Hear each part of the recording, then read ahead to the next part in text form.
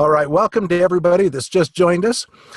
Today, Michael is going to be training on overcoming unusual objections. And as I was looking for things, I found this word of the day, and it is cavil. I think I said that right. Cavil or cavil. And it's to raise irritating and trivial objections or find fault with unnecessarily. And sometimes that's what we run across. Michael, of course, has run across this, and he knows that people are just going to give objections, but they're not really a problem. It's just getting past a mindset. And I'll tell you what, when it comes to changing a mindset, there's nobody that is better at it than Michael Huggins. Here is a guy that is just positive. He sees the good side of everything, and he is just always, and he does it with an open mind, is what's really awesome. He is very coachable. He is very much willing to help people see past what they perceive as an objection and find out that, hey, it's really an opportunity. And so I'm excited to hear Michael's training today. So with no further ado, we will welcome Michael to the call. Michael, good morning. How are you, sir? Good morning. Welcome, everyone. Wealth Wednesday. Thanks, Ron, for the great intro. How's everybody doing? What a cool announcement Mr. Snyder had for us. Hopefully you guys all watched that video in your business center about the drive sales contest that's happening. It's basically starting on Saturday. So I'm super stoked about that. Which 9 of you are coming with me? Because I already know I'm going. Which of you are coming with me to the London? And did you guys catch that it is with spouses also? Did you see that? Dude, that is freaking awesome. So some of you just need to go get your spouse's permission and say, hey, you're not going to see me for 90 days. I'm going to go make $100,000. And the reward for you supporting me is we're going to do an all-inclusive trip to Europe. Holy cow, it's going to be awesome. So hopefully you guys got inspired like me. I know a couple of you did. A few of you texted me on Monday night saying, hey, count me in. We're going to be there. It's not an if, it's a when. So that's exciting. All right, now let's talk about some funny objections that we've been getting. I'm also looking for some of your objections that you experience out in the field so we can talk about those. And, you know, generally they fall into a few categories. So if we get on the same page around how to craft your response, then the nuances to different objections don't really matter that much because you have a blueprint for addressing objections. So let's talk about that. The other day I was talking to someone and they got an objection where their customer saw it, customer has a need for it, customer has the capacity to buy it. So they know about it, they know they need it, and they know they can buy it. These are awesome customers, right? You have the money. My product and service is incredibly relevant to your situation right now. And you're my warm market. So why should you have any questions? You see this working for me. But they still had an objection. And the objection was, well, if I had 20 grand, why would I give it to you? Why would I put it in education? Why wouldn't I just put it in real estate? If I had 20 grand. So what's funny is when people say, if I had 20 grand, when we already know they had 20 grand, which shows us that they're still under Wall Street's spell of, that's not my money.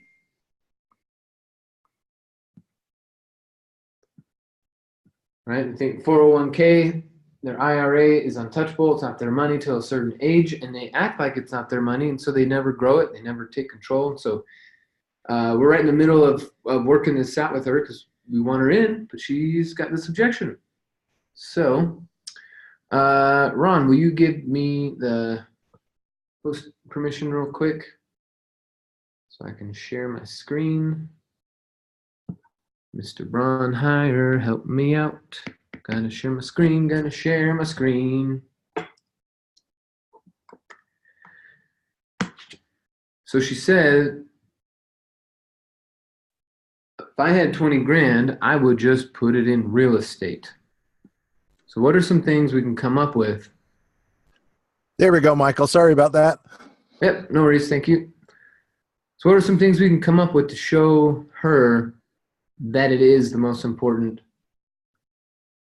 This $20,000 being spent this way is more important than just going and putting it in a rental or into a fix and flip. And this is what happens with a lot of people. So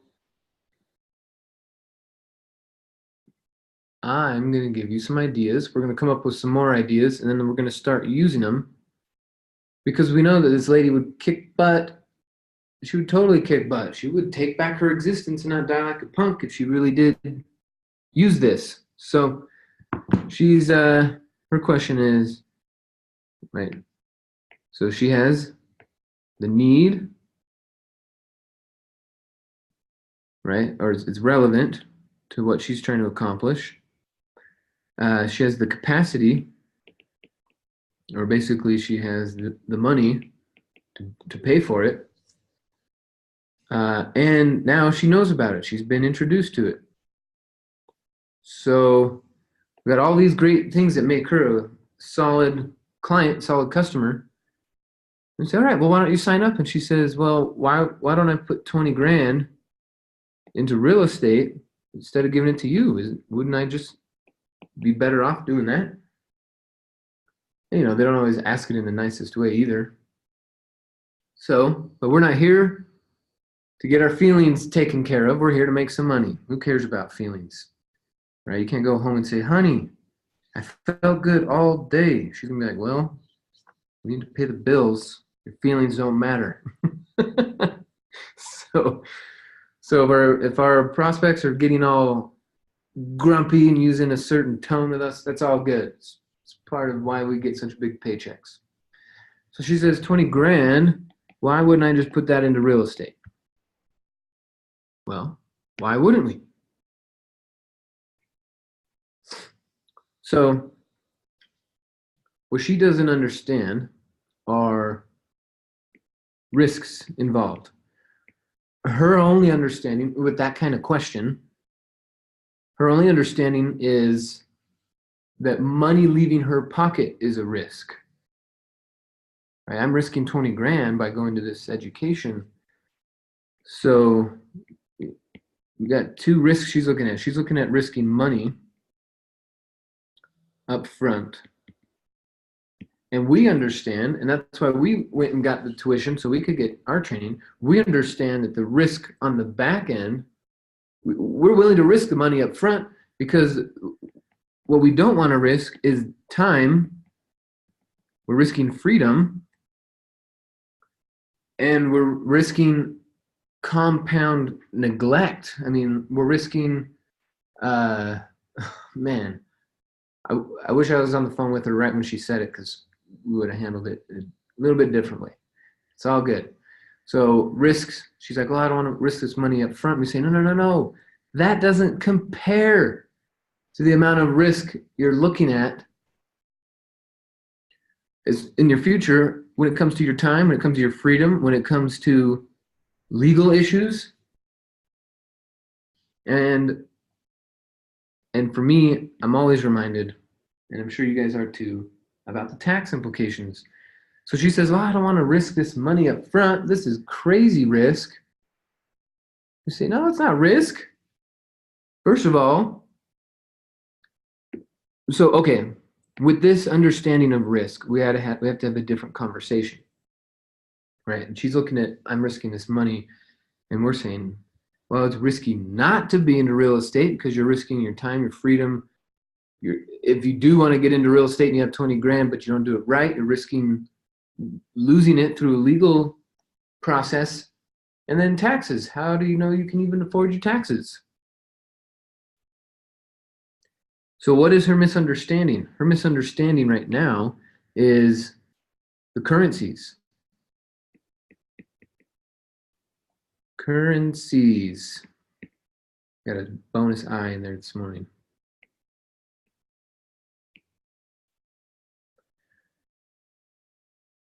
Right? She has misprioritized the currencies. 1, 2, 3, 4, 5. Remember what the currencies are? Time, knowledge, relationships, credibility, and money.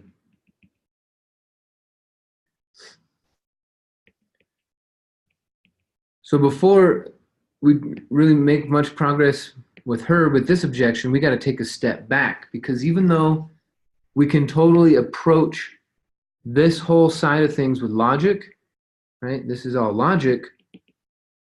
If she thinks that money is more important than time, then to her, it doesn't sound like logic. And to us, we're like, what the hell, man? This is the most logical thing I've said all day, all week. Why aren't you taking advantage of what I'm doing here? Why aren't you listening? So it's not logic to them. So instead of trying to have this conversation, what we need to recognize is we need to take a step back and have a conversation about the currencies and the difference between the approach. Right? We've asked her for an action already. Hey, spend 20 grand. She says no. Say, what the hell for? Like, you're the perfect client. You have the need. You got the capacity. And now you know about it. Come on, you're perfect. It's a misunderstanding. In her mind, it's not logical yet. So this is sometimes where when we're addressing an objection and we're looking at the surface thing around the money, right? Ooh, 20 grand. Yeah, I see why you're objecting. But really, she's not objecting. She's confused about the currencies and their priorities. So if we listen and we see where is this perspective coming from, where she wants to put 20 grand into real estate and not into her education, then we can train. This is what's cool about it. When we're able to recognize this misunderstanding here, that leads us to being able to train them. Now, if we do a training, we're no longer selling. We're training. We're giving new information. We're giving a new perspective. We're opening up our mind. And so this is one way of overcoming objections, is seeing where is the objection coming from versus what is the objection. Okay? Where's the objection coming from versus what is the objection?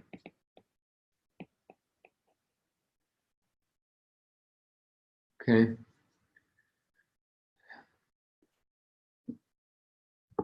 So that's how I think about it, and it's helped me, especially.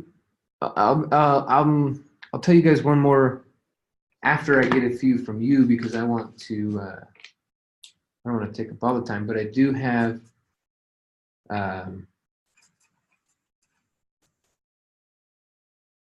objection story from, was it yesterday? No, it was Monday. But I'll hear more about you guys first. So what objections, or understanding how can I help you guys with this topic?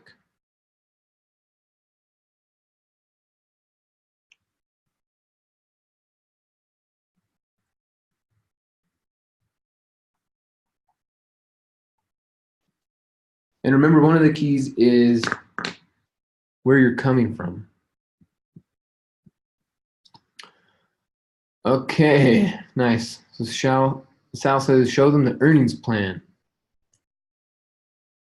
That's one way of overcoming objections, yeah. All right, Tyler, you got an objection? Why don't you come off of mute? Let's talk about it real quick. See what we can do to create a solution. If you're in a spot, if not, then just type away and let's hear about it.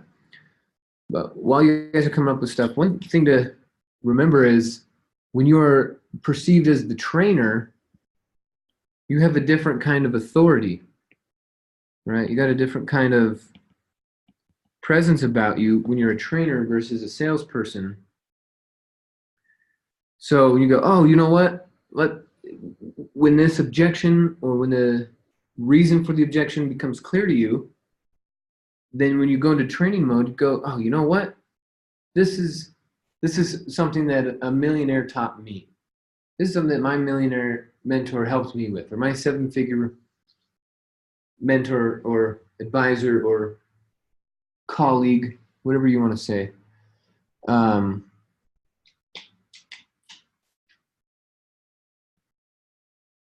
When you make it come from third party, it sounds way more official. You know, this is what I learned. You know, Napoleon Hill told me this, Jim Rohn told me that, Bob Snyder taught me this, Scott Rowe taught me that. If you come at it from a third party and you put it into training context, then your authority changes. And one of the things to remember to keep in your mind here is the 4 core beliefs.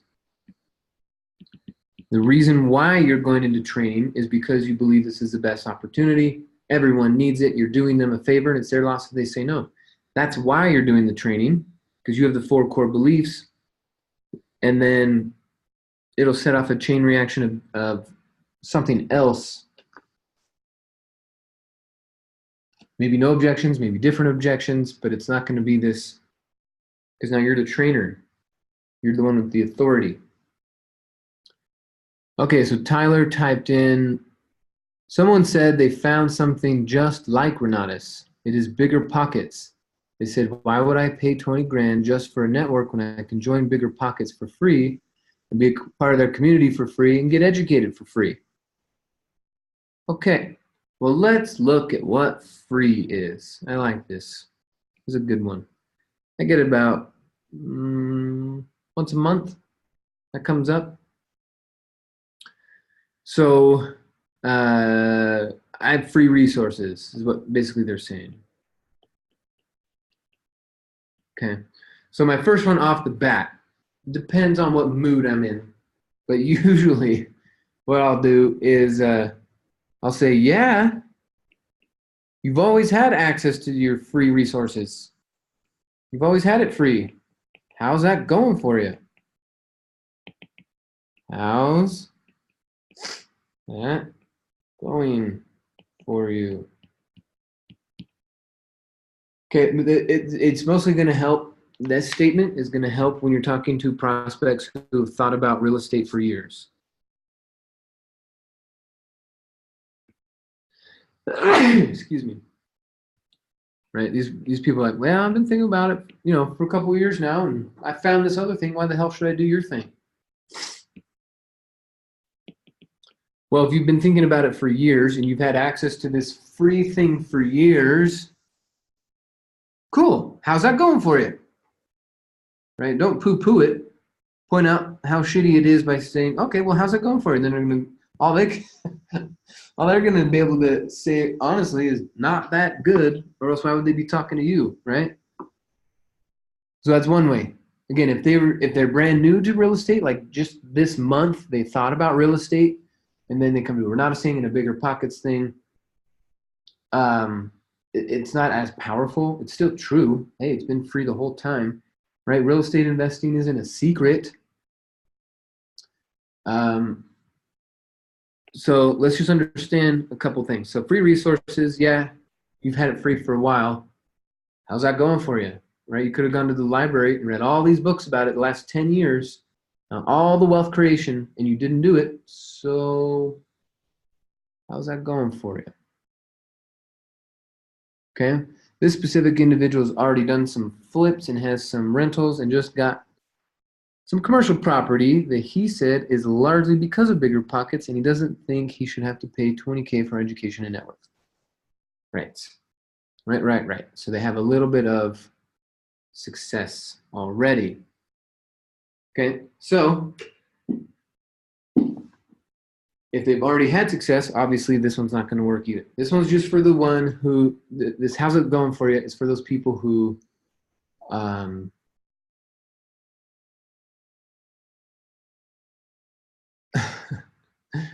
they're just not serious, right? They've just been talking about real estate, but they're not serious. So you can poke a hole in that real quick. But if they've been doing it for a while and they do have experience, so Bigger Pockets itself is not necessarily free.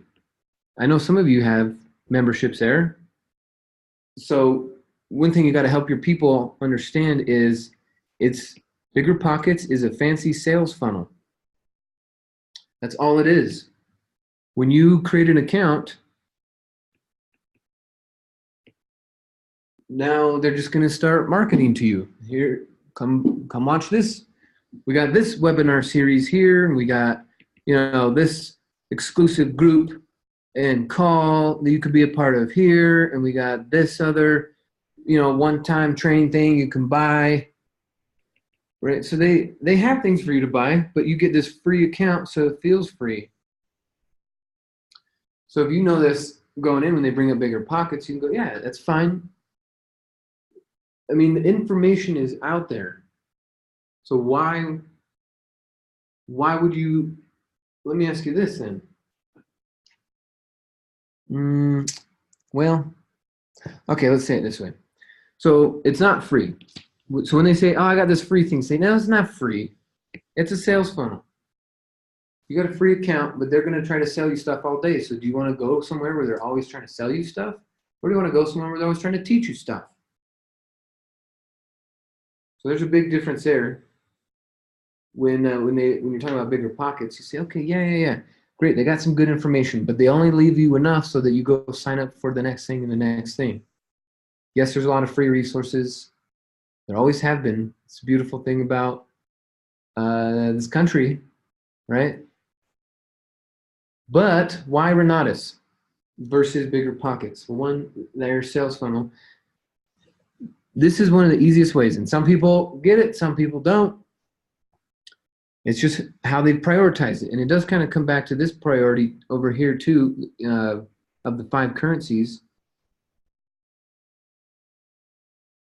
Bigger Pockets and places with free resources, it's like standing in line at Six Flags or Disneyland at an amusement park. It's like standing in line at the amusement park and saying, I'll pass, or declining the fast pass. Taking the free resources route, that's totally fine to do. Standing in line for the roller coaster is totally fine to do. But for me, in my world, time is way more important.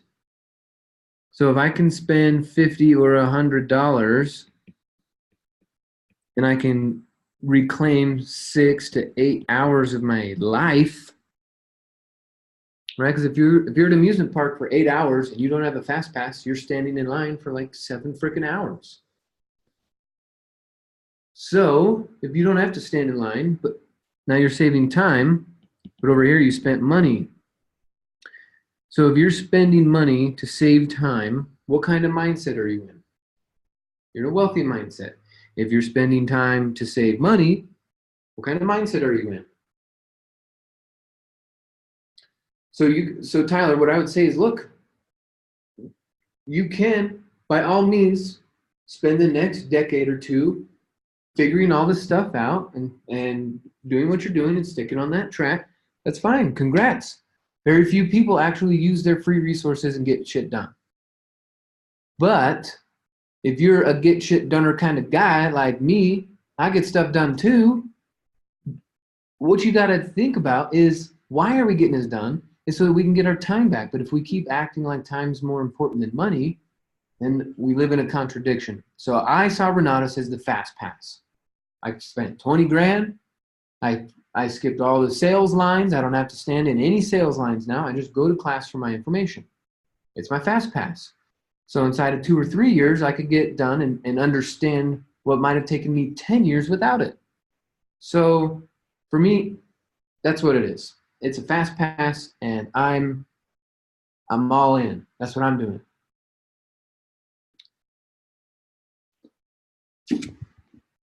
Okay. And Tyler, something else to point out with him is you can say, dude, you probably, with who you are, you probably could have done it without bigger pockets. You don't need education to do real estate. But if you want to do it right without making unnecessary risks or losing money or risking your reputation or breaking the law or banging your head against the wall, then yeah, get education. It's not a need. It's just so freaking smart to do. And then the other thing, Tyler, is show them the comp plan and say, dude, by the way, if you can do real estate, then you can sell our stuff. We got guys making $500,000 a year on the side. Why don't you do that with us too? That's why you should pay 20 grand and be a part of our referral network, be a part of our earnings plan. So it really does depend. We're not here to convince, we're here to share, right? We're here to train, but we're not here to convince. So that's why I say, Tyler, if you put it out there, hey man, go for it. If you want to go the slow route, that's fine. It's a little bit riskier. You're risking taking actions out of ignorance or out of misinformation. I'm going to risk 20 grand. Not a big deal to me. We all have our own risk tolerances. But by having that kind of attitude to go, you know what? Okay, I didn't think about it that way. I see what you're saying. So so there's some stuff to say, but just remember in the structure of what we're saying, we're always trying to use what's called a release statement. A release statement. If you guys remember, I did a whole thing on release statements, but basically a release statement, I did a whole training on it. A release statement is where you say something and you create an environment where you give them permission to say yes and the right to say no. When you give them this space to say no, then you're giving them permission to say yes. So a release statement would be something like that. Look, man, totally, go do it.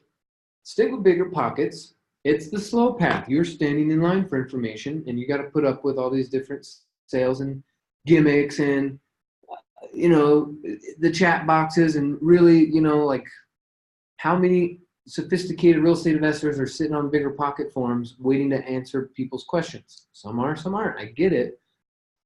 But what do you have to put up with? Here at Bernatus, you don't have to put up with sales. You don't have to put up with gimmicks. It's a fast pass. All the information is condensed. You know exactly what you need. It's all right here. But it's up to you, man. I just know that if I spend my time or if I spend my money, I'm going to save a bunch of time. And that's why I made the offer to you. That's why we're talking. I think it's so awesome. I think you can kick butt doing it. But at the end of the day, you know your situation better than me. If you don't want to do it, I don't want you to do it.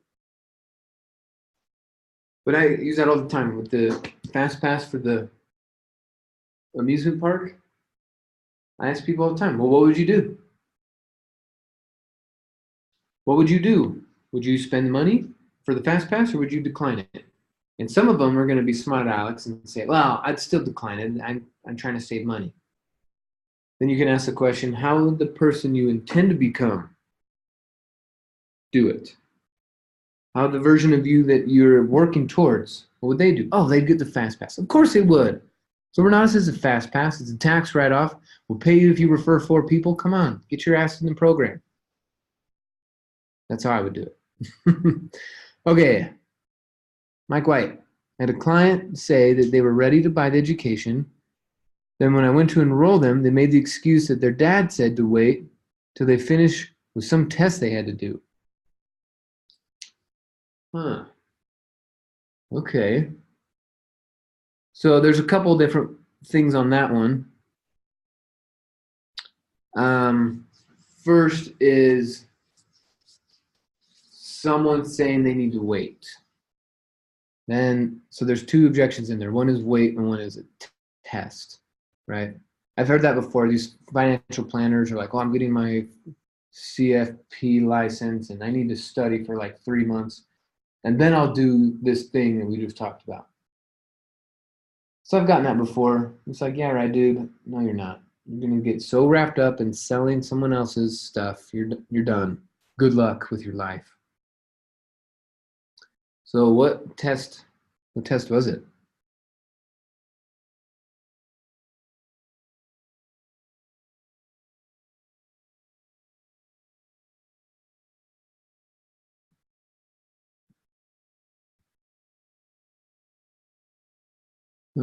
Personal trainer test. Oh, what the hell? Okay, so then that either means that he doesn't have the money. See, Mike, I'm imagining. Did you say what we talked about on Monday? Do you remember what we talked about on the train? We talked about asking people, "Are you wasting my time? Did you just make me drive over here and waste my time? You're not about the money." Did you ask him if he's wasting your time?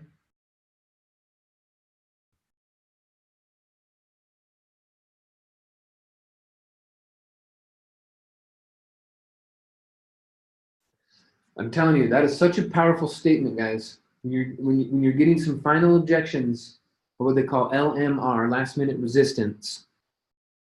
LMR, which is exactly what you just experienced, right? Last minute resistance.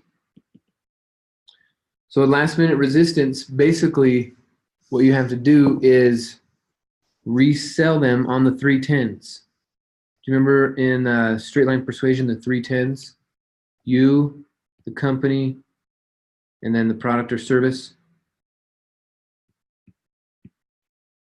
So if they're not a 10 in those three categories, right, we're trying to get them up here. We're like, you know what, you're an 8 on this, you're a 9 on this, you're a 10 on this. But we need to get them to be 310s. That's why people buy. They believe in you, they believe in the company, they believe in the product. So when you get LMR, that has to trigger in your mind, oh, I am not at 10 with these three things, and I need to take one step back and address it. You basically need to resell these three things. It might only take you 2 minutes because you made so much progress with that person, but it might take you half an hour. It's generally on the few minutes side because of how far into the conversation you are with them. But this is it. They might have dropped down a little bit on you. They might drop a little bit down on the product or service, especially if their dad is saying something. So it's not you, it's not the company, it's probably the product or service.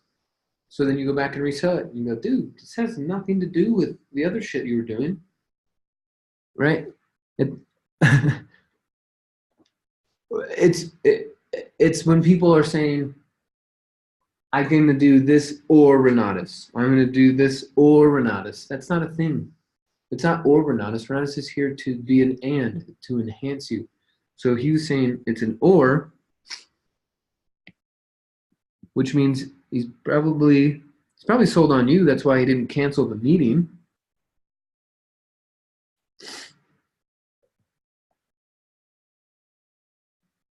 Yeah, okay. So he's a 10 on you, but the 10 on the service, or sorry, 10 on the company, he's probably not. And that's why dad is saying, well, hold on, I don't know what this shit is either. Man, I'm in a cussy mood this morning.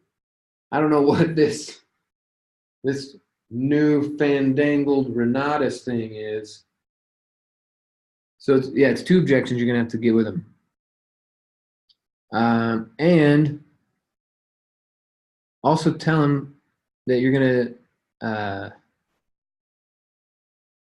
I don't know, stay late and take him to dinner or something. So make sure he comes to the follow-up tonight. You got someone you want to introduce him to, something. Okay. And then the other thing is, like when parents say that, like I just had that at my follow-up on Monday. This lady says, well, I'd love to do it, but I need to go home and think about it.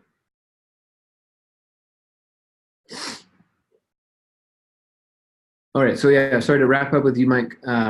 Let's get him a 10 on the company. What are some things we can say about the company? All right, we got A+ rating with the BBB.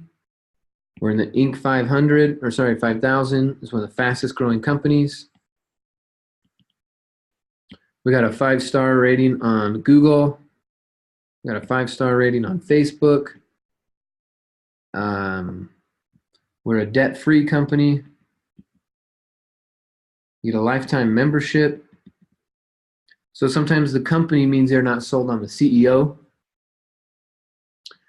So you can also talk a little bit more about Mr. Snyder and say, hey man, he's got 32 years of experience. And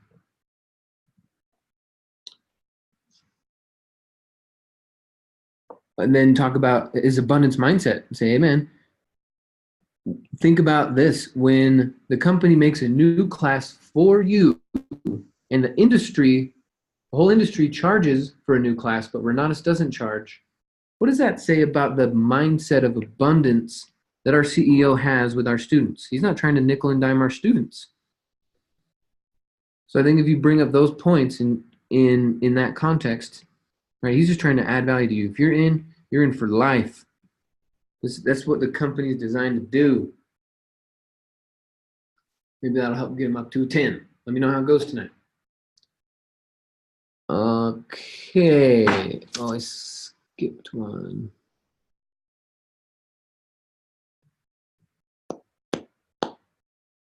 Ravi. All right. I met a guy who couldn't make the meeting and he wanted more info. I sent him epicplanwebinar.com. I got a response back saying I'm not interested in MLM, and then stone cold. Epicplanwebinar.com doesn't talk about the referral program. Okay, so Ravi, that one's pretty easy. And it depends. I mean, it's hard over a text. If it was a phone call, that's one thing. Over a text, it's a little bit more difficult.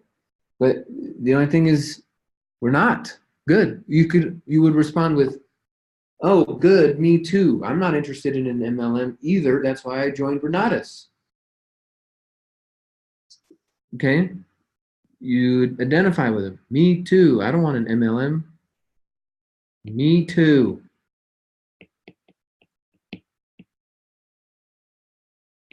Okay? And you say, good, I don't want an MLM.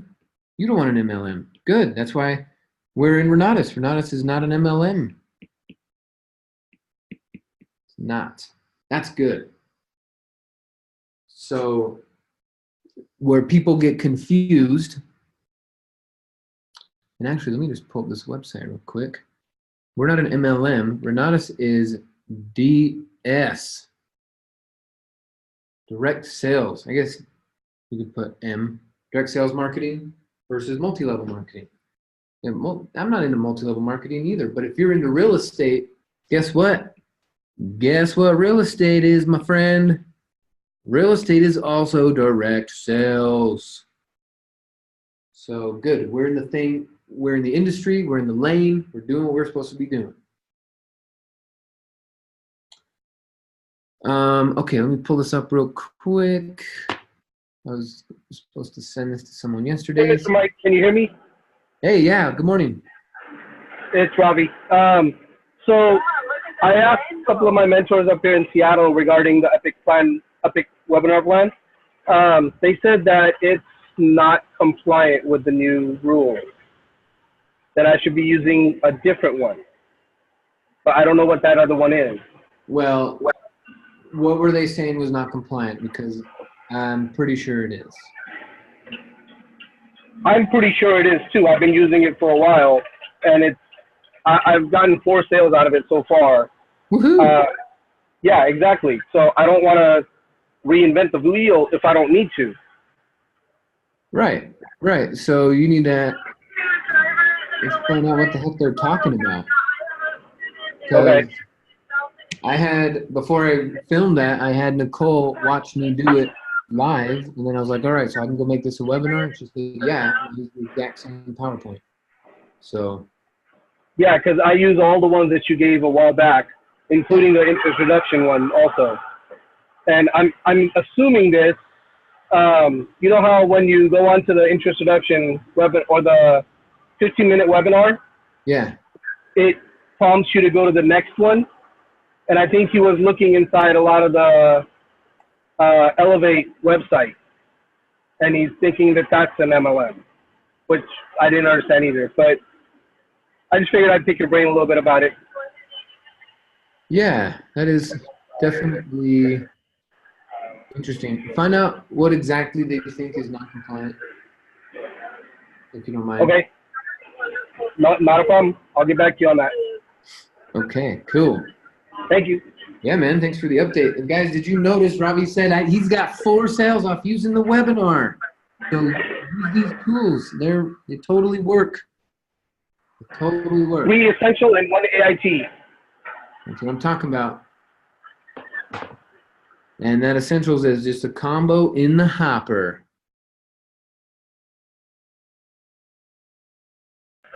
Oh, for sure. They're all waiting. They're putting to use the velocity banking to pay off their essentials, and then they're going to take that money from Get Funded to fund for their X combo. Sweet. Hey guys, that's awesome. Use the resources that we're creating for you. And remember, our attitude on compliance is, can we make this a defendable position? Right? Can we defend in front of a judge what the heck we're saying? That's our compliance, not nitpicky stuff. So just so you guys know, don't be afraid about compliance. We got your back. If you try to do something, we'll find a way to defend it. Okay, so with compliance, you're not going to come up to us and say, hey, can I do this? I want you to ask, can you defend this? This is that. I hope you guys see the difference there. Okay, LaShawn, I'm going to come to your question in a sec. I'm just going to switch over to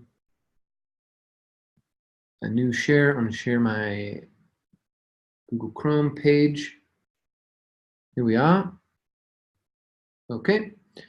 So I'm at the Direct Sales Association website, dsa.org. I clicked on Statistics and Insight, and they have some pretty cool research and some data about direct sales. One thing that I thought was pretty neat is, look at this one down here. People involved by gender. Direct sales empowers women. 73% of people involved in direct sales are women. Okay, now we look over here. A lot of people are in direct sales for wellness. We're over here with educational. So it's just uncommon that our product and service is delivered with a direct sales approach. That's why people, Robbie, you brought this up. That's why people will go, oh, you're one of those. Say, no.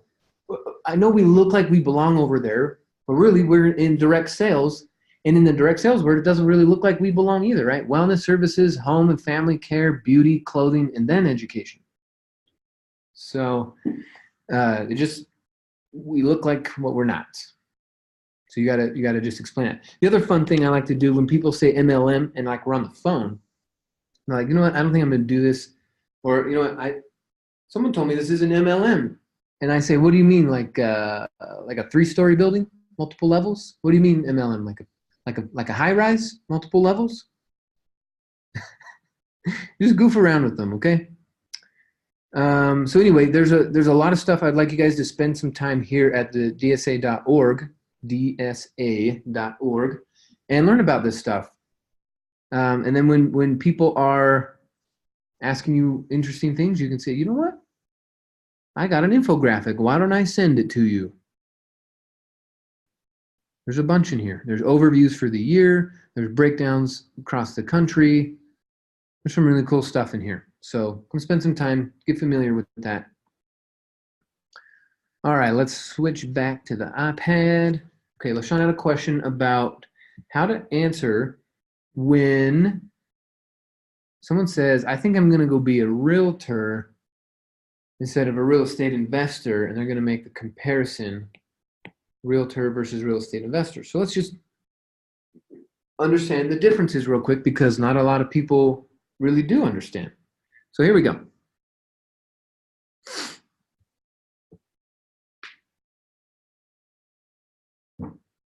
Realtor, which is a trademark and registered brand. Realtor is a brand. What we're referring to them as is real estate agents. Real estate agents or real estate sales representatives, sales reps. Okay, but realtor it's like Kleenex. It's a brand, but it's really tissue, right? Or Xerox is a copy, but Xerox is a brand. So realtor is a brand, real estate agent or real estate sales rep. That's the thing. So point number one, real estate investor. Okay, so a couple different comparisons here. So a real estate agent represents a buyer or a seller.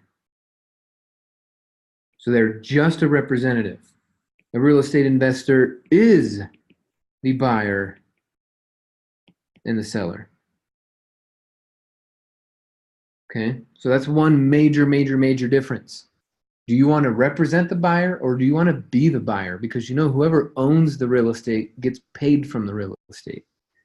So one's a representative, one's a buyer and a seller.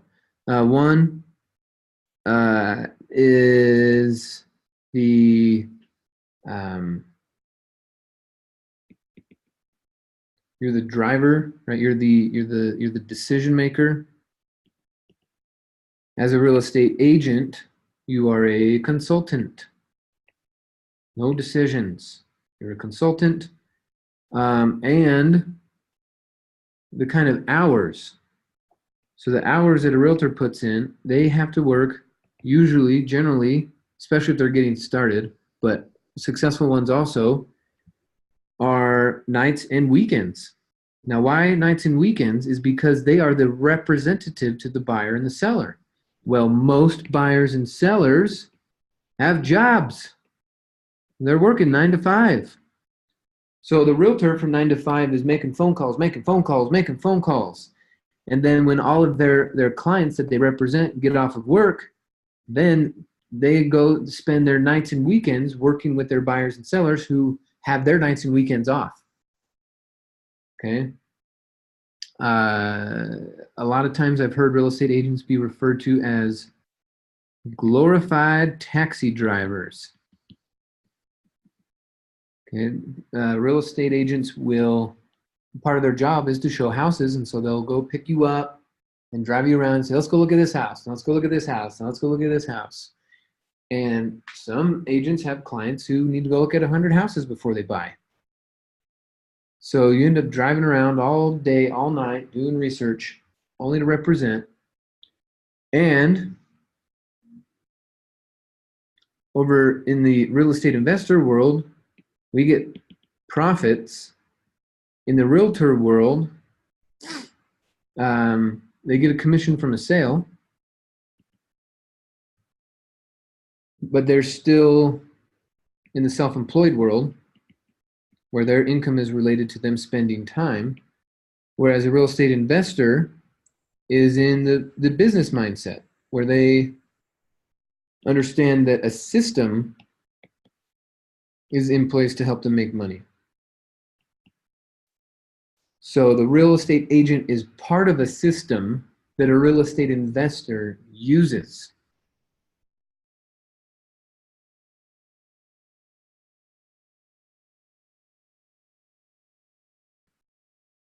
Okay. Also, real estate investors retire early. Real estate agents, if you look around, there's a lot of real estate agents who've been doing it for 20, 25, 30 years. That shows you that that industry doesn't lend to a lot of people retiring comfortably or wealthy. If they're still doing it for 30 years, something's not right. Robbie says he is a taxi driver. I didn't say there's anything wrong with that. I'm just saying, if you know your role. Oh, funny guy. So a real estate investor is building an empire. A real estate agent is making a sales funnel. A real estate investor is focusing on wealth creation.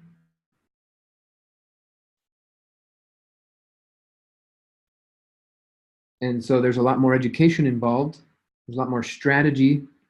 Real estate investors have to do strategy for wealth creation, where real estate investors have to do strategy for sales.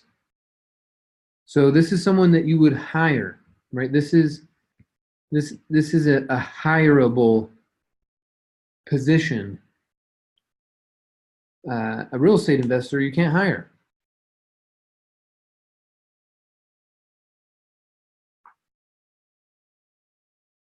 So a real estate investor would hire a real estate agent, but a real estate agent can't hire an investor. So one would work for the other. So there's quite a bit of differences there. And I hope that helps you with your future conversations, LaShawn. All right, Chuck says, we don't have time, or we can't come up with the money, or they don't even answer the question. I don't know what the last thing you said is, but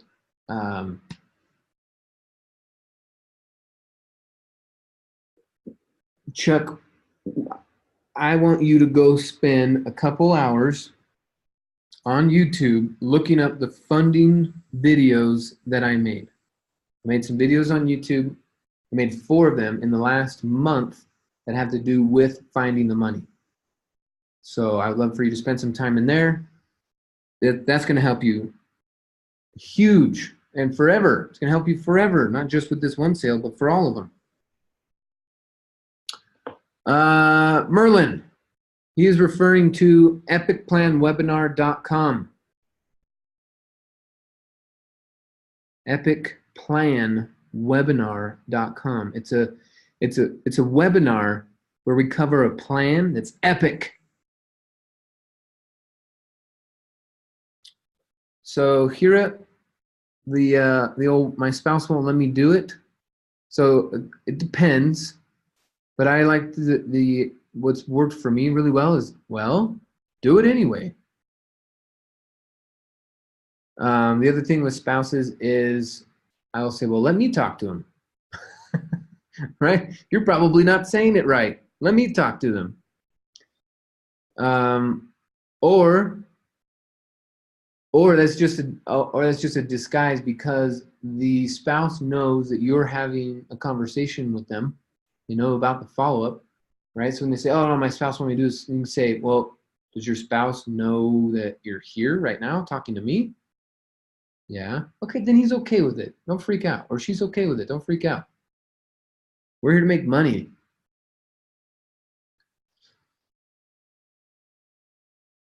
Okay, Sherry's using scripts on an agent, and it's working.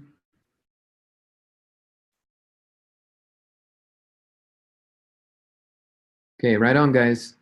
Chuck, go to YouTube, type in Elevate Renatus,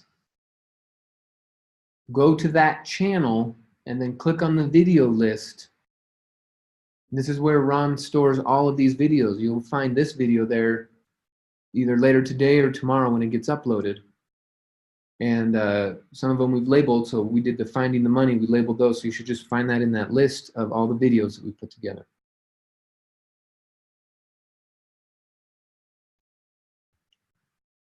Okie dokie. We're past the top of the hour. I got to go, guys. Have a wonderful Wealth Wednesday. I'll see some of you tonight at the meeting. Stay focused. Make your calls. You guys are powerful forces. Get after it. Talk to you soon. Bye.